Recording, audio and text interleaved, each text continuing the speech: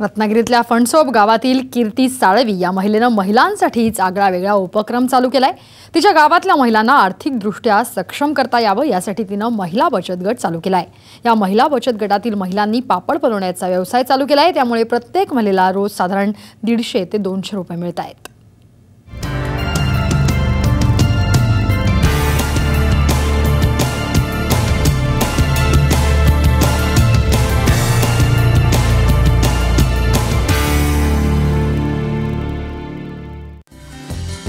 कोकण सुंदर निसर्गाने नटलेला, फळांच्या बागा आणि भाताची शेती, पण ही सगळी शेती हंगामी आहे, त्यामुळे कोकणवासियांना रोजगार सुद्धा हंगामीच मिळतो। मग ओघानेच कमाईची साधनंही मर्यादितच राहतात।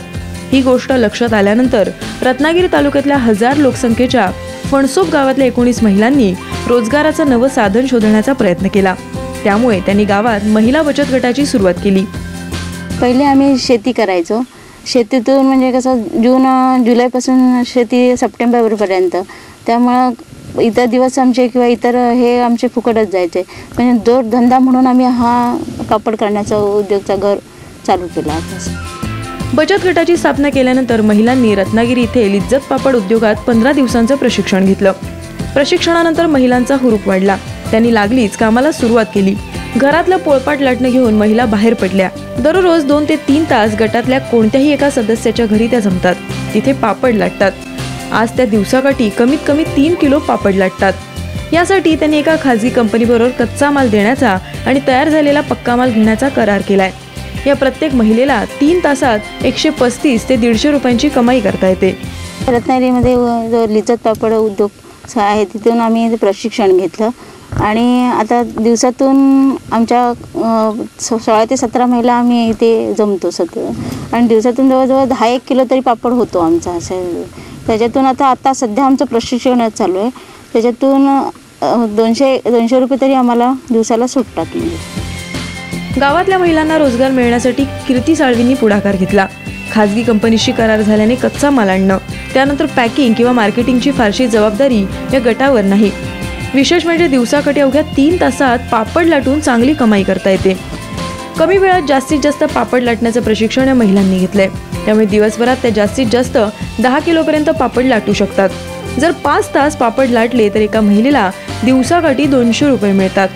सध्या या गटातली प्रत्येक महिला महिन्याला किमान 4 ते 6 हजार रुपयांची कमाई करते। त्यामुळे पापड लाटण्याच्या घरगुती कामाने फणसोपच्या महिलांना चांगला रोजगार मिळालाय। म्हणजे कसं आता महागाईच्या दृष्टीने पण आता शेती नुसतं करून आमचं त्याच्यात भागत नाही, त्यामुळे आपण काहीतरी जोडधंदा करावा असा आणि त्याच्यातून जे आम्हाला हा पापडाचा उद्योग केला आम्ही, त्याच्यात काय भांडवल असं आम्हाला काही गुंतवावं लागलं नाही। फक्त आम्ही हा लाटून द्यायचंच एवढाच आहे, किंवा कुठे जाऊन विकायचं आहे असा पण प्रश्न काही पडत नाही, त्यामुळे त्यांना फक्त लाटून द्यायचा। येणाऱ्या काळात शेतीवरचा भार कमी करत अशा प्रक्रिया उद्योगांकडे वळणं गरजेचं आहे। त्याला बचत गट किंवा एकीच्या अन्य मार्गाची साथ मिळाल्यास कोकणातल्या शेतीतला नाराजीचा सूर बदलायला नक्कीच मदत मिळेल। हेच फणसोपच्या दीपश्री महिला बचत गटाला सांगायचंय। मनोज लेलेसह ब्युरो रिपोर्ट, साम टीव्ही, रत्नागिरी। शाहरुख खानवरून सध्या भारत पाकिस्तानात वाकयुद्ध सुरू झालंय।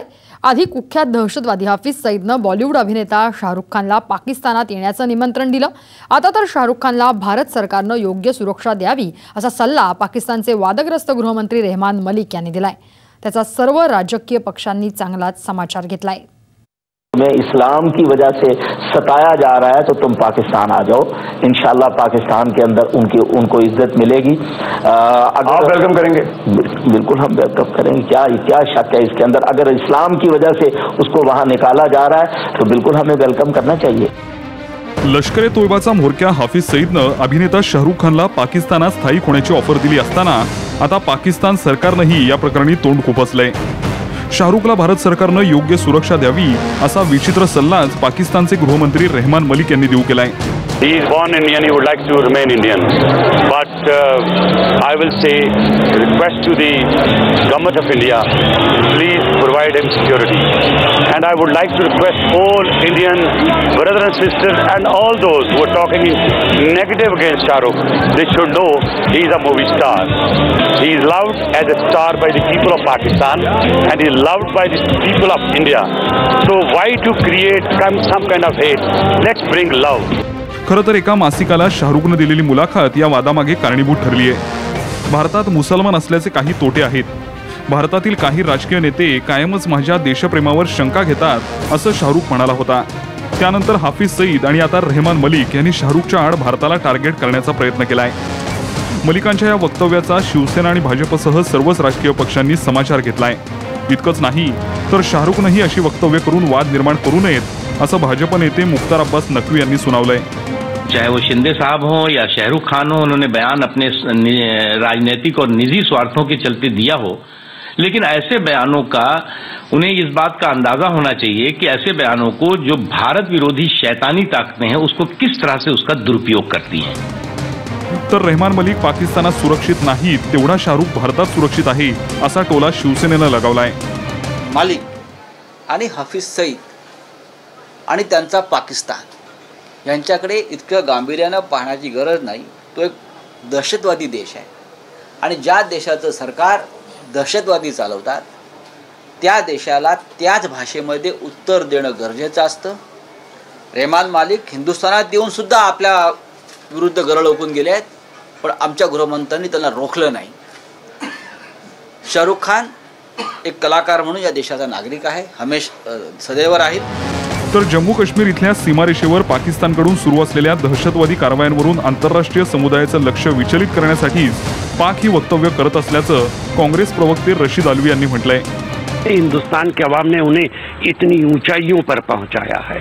हिंदुस्तान अपने शहरियों की हिफाजत करना अच्छी तरह जानता है.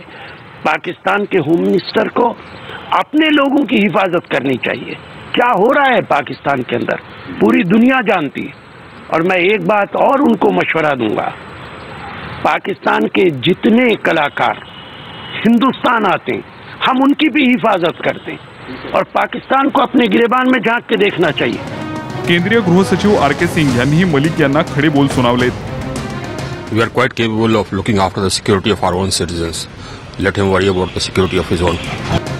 एकूणच शाहरुखचं वक्तव्य, त्यानंतर हाफिज सारखा दहशतवादी आणि रेहमान मलिकांनी उधळलेली मुक्ताफळं यातून नवं राजकारण रंगलं असून शाहरुख पुन्हा एकदा अडचणीत आलाय. ब्युरो रिपोर्ट, साम टीव्ही.